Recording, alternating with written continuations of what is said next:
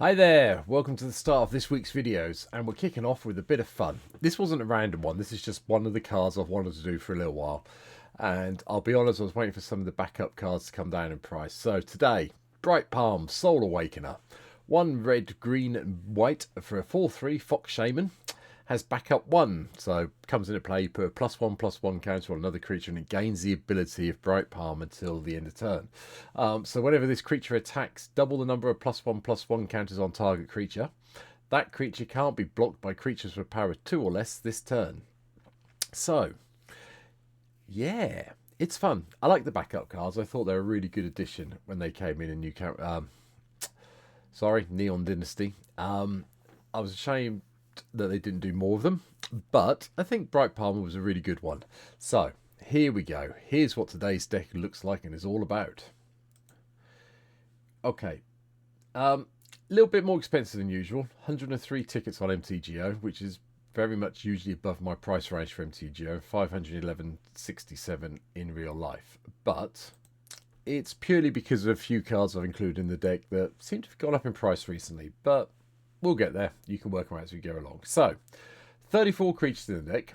Again, a bit creature heavy, but it's worth it because we've got one of each of the backup cards that I could find on MtGO here in the deck. So, if there are others I've missed, feel free to swap some of the other cards out, put them in. But this is where we're going today. So, Birds of Paradise kicks off to give us that little bit of mana ramp. And then we have the first of the backup cards, Enduring Bond Warden. Yeah, backup 1, and when this creature dies, you get to put its counters on target creature you control. So, yeah, it's alright. We'll go with that.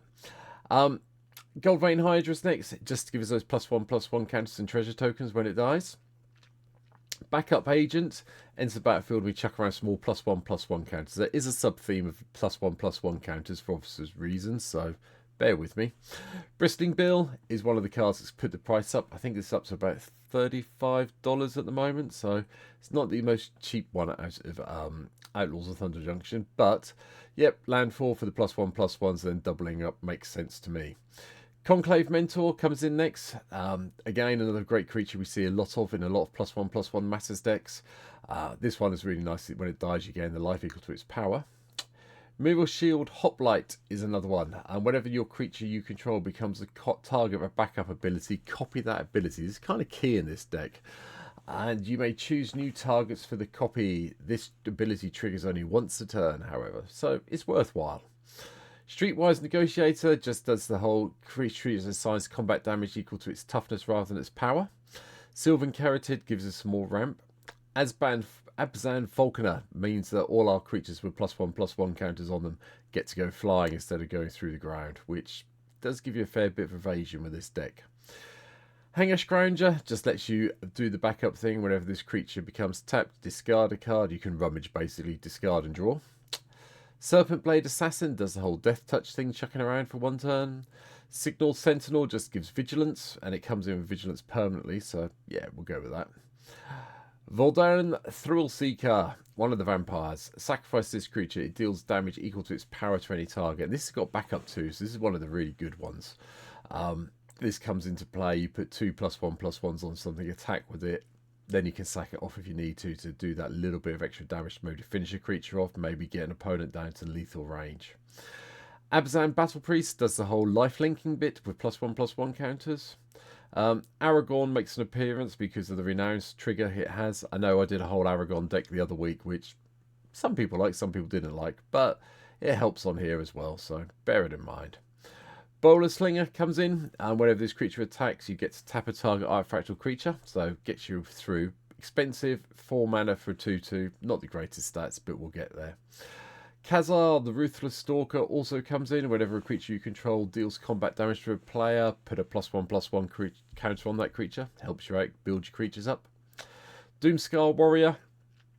Whenever this creature deals combat damage to a player or battle, look at that many cards from top of your library. You may reveal a creature or land card from among them, and put them into your hand, and put the rest on your library in the random order.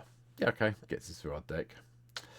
Leonor, Autumn Sovereign, just chucks around as part of the Coven ability and lets us draw cards when we have creatures with 3 different powers. Rampant Rejuvenator lets us go and find out those lands we may need out of our deck. A red cap heal slasher just chucks around first strike. Again, 4 mana for a 2/3, not great value, but it is what it is. Shalil Halal really need to be in this deck. Chucking +1/+1 counters around it and dealing that much damage to an opponent really does help you out. Hence why we have the other version of Shalil around as well. It's the Voice of Plenty to give all our creatures hexproof, while other creatures hexproof and ourselves, and then we get to pay 6 mana and put some +1/+1 counters on each creature we control if we need to. Works really nicely in combination with this, as I'm sure you're all aware. Boombringer Valkyrie does the whole flying first strike lifelink for a turn when you play it. 5 mana for a 4/4 creature with that. I will cope with that. Puts Sarah Angel to sort of like shame, really, nowadays, doesn't it? Anyway, Fearless Scored gives something double strike. Again, expensive at 5 mana for a 3/2, but it has got double strike, but it's just weak with the toughness, unfortunately. Gold Scale Aeronaut just lets us do the backup and flying for a turn. Again, a bit weak, but I wanted to play as many of the backup creatures as I could. Guardian Scale Lord's one of the better ones, obviously. Whenever this creature attacks, return target non-land permanent card with mana value X or less from your graveyard to the battlefield, where X is this creature's power. Has its upside, most definitely. Aragon and Arwen Wed chucks around even more +1/+1 counters and some life gain. Conclave Siege Captain, just back up 3 times, each one triggers separately. And whenever this creature deals combat damage to a player, put that many +1/+1 counters on it. Nice way to get through and punch in, especially with the trample side that gets with it as well. Hamaz, Guardian of Arishin, lets us make all our creatures really cheap once we get some +1/+1 counters on it. Mirror Style Master also comes in. This was one of the cards I was waiting to come down in price before I did this card on MtGO. Originally this was sitting around 5 tickets. I think it's now down, as you can see, to sort of like under 1. But whenever this creature attacks, for each tapped modifying creature you control, create a tapped and attacking token that's a copy of that creature. Exile those tokens at the end of combat. Yeah. It's going to be good. Fabine had to make an appearance to get all the extra creature tokens and give everything haste, and then maybe get some bonuses and some card draw and some other bits and pieces.